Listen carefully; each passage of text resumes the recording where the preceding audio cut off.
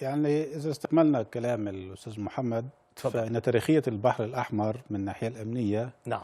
هي تتراوح بين وجود قوة مركزية والمال السائب. بمعنى أن أن تاريخية هذا البحر بهذه الطريقة، عندما كانت توجد قوة مركزية سواء كانت الدولة المملوكية أو العثمانية أو غيرها، نعم. كانت هناك قوة موحدة تستطيع السيطرة على هذا البحر. نعم. لكن فيما بعد ظاهرة الاستعمار والحرب العالمية صارت الأمور تتشكل بطريقة أخرى، بحيث أن الدول العربية ورثت منطقة سائبة، ليست هناك قوة مسيطرة. وبالتالي هنا عندما كانت الحرب الباردة كانت هناك السيطرة على البحر تتداول بين السوفيت والولايات المتحدة والمعسكر الغربي. نعم. على أي حال، أنا أردت استكمال هذه استكمال هذه المقدمة. نعم. لكي ندخل على كيف تصرفت مصر أو تاريخ علاقة مصر مع البحر الأحمر منذ ثورة 52 وحتى الآن. أعتقد أن هذه لا يمكن وصف هذه المرحلة بأنها صارت على نحو واحد، بحيث كانت المرحلة الأولى كانت تعتبر مصر أن هذا البحر يمثل بحيرة عربية من كل الجوانب، لكن دخول العامل الإسرائيلي وأزمة مضيق تيران في ستينات القرن الماضي فتحت النقاش مرة أخرى عن من هي القوة التي يمكن أن تسيطر في هذه المنطقة. ووصلنا في الأخير إلى بعد معاهدة السلام والتطورات اللاحقة له.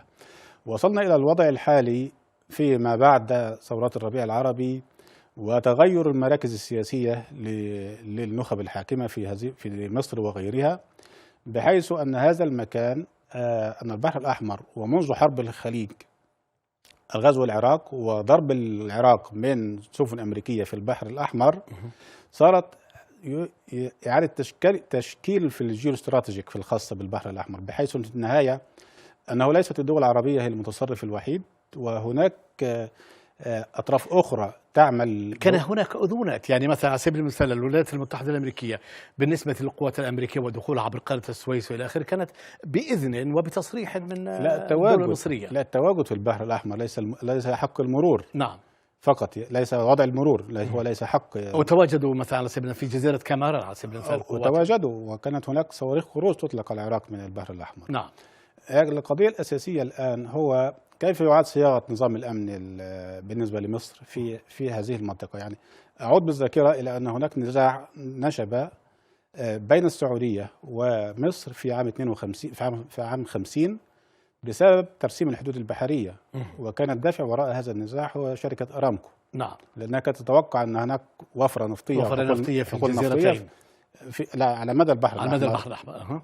وأرادت من هذا المهم هنا أن الوضع الحالي بالنسبة لمصر هناك تداخل كثيف في البحر الأحمر، بحيث هناك قواعد أجنبية في جيبوتي، هناك تدخل إسرائيلي، هناك أن مصر رأت أن تعزيز قواتها البحرية وقواتها الجوية في قاعدة برنيس الجوية في جنوب مصر، وأيضا تعزيز الفرقاطات والسلاح البحرية، بحيث تغطي العجز أو النقص الذي شهده البحر الأحمر في السنوات الأخيرة.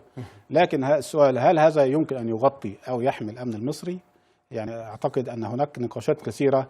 كيف نظرت مصر إلى حرب اليمن؟ كيف نعم. تنظر إلى العلاقة مع العربية السعودية؟ نعم. وكيف تنظر أيضا إلى تأمين مصالحها في مياه النيل؟